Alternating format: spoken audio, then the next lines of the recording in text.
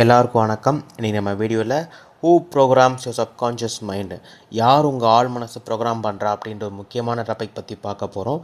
So வாங்க வீடியோக்குள்ளே போகலாம்.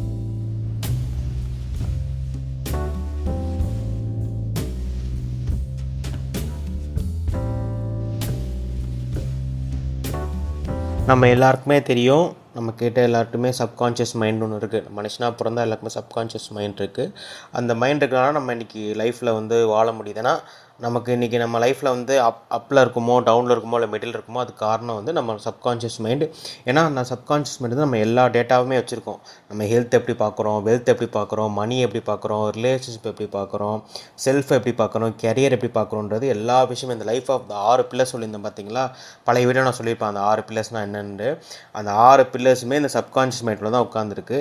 ஸோ இந்த சப்கான்ஷியஸ் மைண்ட் யாரை ப்ரோக்ராம் பண்ணுறா, அது எப்படி ப்ரோக்ராம் ஆகுது அப்படி பார்த்தீங்கன்னா, முதல்ல பார்த்தீங்கன்னா இப்போது நம்ம குழந்தை பருவத்துக்கு போவோம். நம்ம குழந்தை பருவன்றது நம்ம 2 வயசுலேருந்து ஆரம்பித்து 12 வயசு வரைக்கும் பார்த்திங்கன்னா இதுதான் ரொம்ப முக்கியமான ஸ்டேஜ்.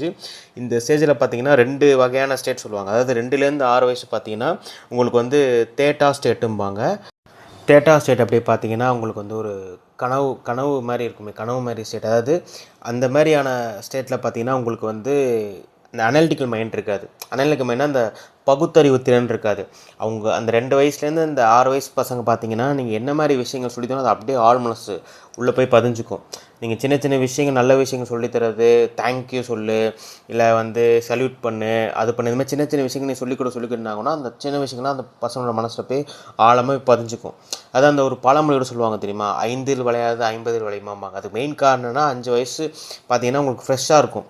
ஸோ இந்த டைமில் தான் பசங்களுக்கு நிறைய ப்ராப்ளம் வரும். அது என்ன ஆகும்னா, நம்ம நல்ல விஷயங்கள் இப்போ நிறைய சொல்லித்தர ஒன்றும் பிரச்சனை கிடையாது. ஆனால் தப்பான விஷயங்கள் நம்ம அவங்க மனசுக்குள்ளே பதியும் போது அது ஆள் மனசில் போய் ரொம்ப பதிஞ்சிடும். ஸோ அது ரொம்ப ரொம்ப கஷ்டம் அந்த வயசுலேருந்து அந்த சப்கான்ஷியஸ் மைண்டில் அந்த ப்ரோக்ராமை அழிக்கிறது.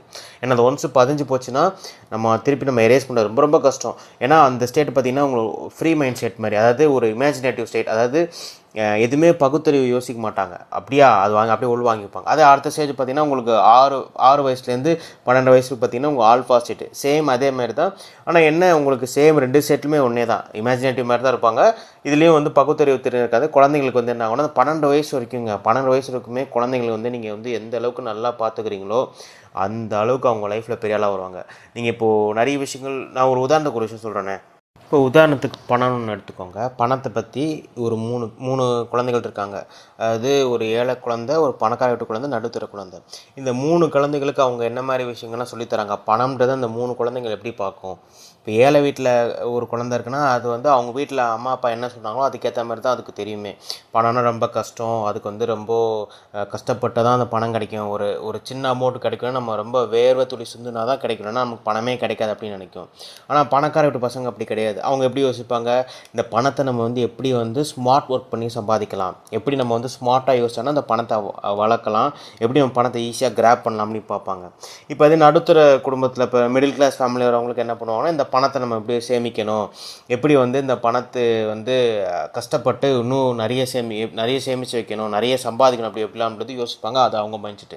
ஸோ இது எல்லா விஷயங்களுமே எந்த வயசு நடக்கும் பார்த்தீங்கன்னா 2 வயசுலேருந்து 12 வயசு இருக்குமே. ஸோ இந்த ஸ்டேட்டில் இருக்க பசங்களுக்கு பார்த்திங்கன்னா அந்த சப்கான்ஷியஸ் மைண்டில் நீங்கள் என்ன மாதிரி விஷயங்கள்லாம் நிறைய விஷயம் சொல்லித்தரீங்களோ அது அப்படியே ஆழமாக போய் பதிஞ்சுக்கும். இது நிறைய உதாரணம் சொல்ல, நிறைய இந்த சைல்டு கிரைம்லாம் நடக்குது பார்த்திங்களா, அந்த குழந்தை குற்றங்கள்லாம் நடக்குது. மெயின் காரணம் என்னன்னா, அவங்க பேரண்ட்ஸ் தப்பான விஷயங்கள் சொல்லி தருவாங்க. இந்த மாதிரி கொள்ளையடிக்கிறது, செயினை பறிக்கிறது, செல்ஃபோனை திருடுறது. ஸோ இந்த மாதிரி விஷயங்கள் என்னென்னா, இது நம்ம திருடினா தான் நமக்கு சாப்பாடு கிடைக்கும் அப்படின்ற ஒரு விஷயம் சொன்னதுனால இந்த குழந்தைங்கள் தப்பான ஒரு ரூட்டில் போய் அவங்க பிற்காலத்தில் கிரிமினலாக மாறுறாங்க. ஸோ அதான் அந்த 2 வயசுலேருந்து 12 வயசுன்றது ரொம்ப முக்கியமான ஒரு காலகட்டம். அதுக்கப்புறம் பார்த்திங்கன்னா உங்களுக்கு கொஞ்சமாக அனலிட்டிக்கல் மைண்ட் வந்துடும். 13, 14, 15, 18 வயசுலாம் போகும்போது நீங்கள் யோசிப்பீங்க.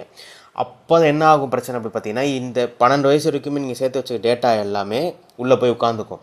இப்போ நாளைக்கு 18 வயசு ஒரு பையன் இருக்கான், அவன் இப்போ ஒரு படிப்பு படிச்சுட்டு காலேஜ் முடிச்சுட்டு இப்போ ஒரு 23 வயசு இப்போ ஒரு வேலைக்கு போகிறான்னு வச்சுக்கோங்க. உதாரணத்துக்கு சொல்கிறேன். வேலைக்கு போகும்போது அவன் பணம் அப்படின்ற விஷயத்தை எப்படி அவன் பார்ப்பான் அப்படின்னா, அவனோட சப்கான்ஷியஸ் மைண்ட் அந்த டேட்டா இருக்கும். அதாவது 5 வயசில் நம்ம அம்மா அப்பா சொல்லிக் கொடுத்த விஷயங்கள் அவனுக்கு வரும்.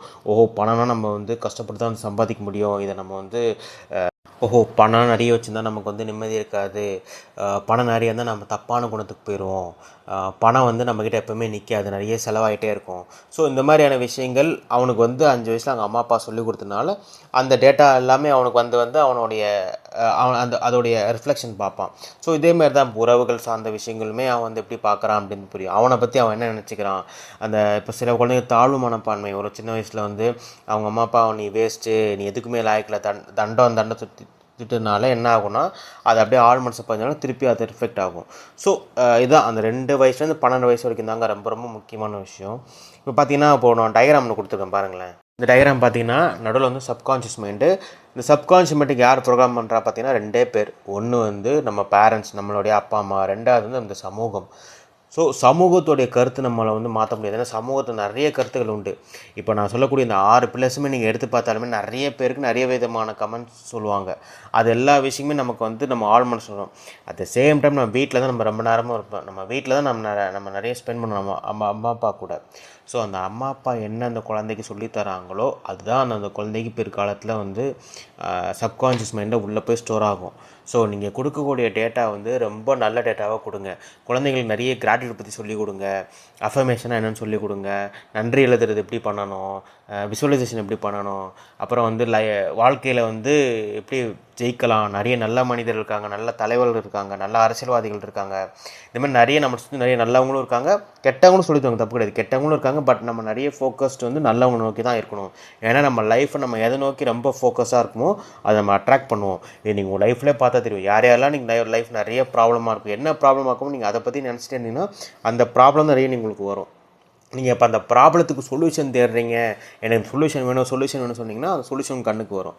ஸோ எல்லாமே நம்மளை சுற்றி தான் இருக்குது. சொல்யூஷனும் ப்ராப்ளமும் எல்லாமே நம்மளை சுற்றி தான் இருக்குது.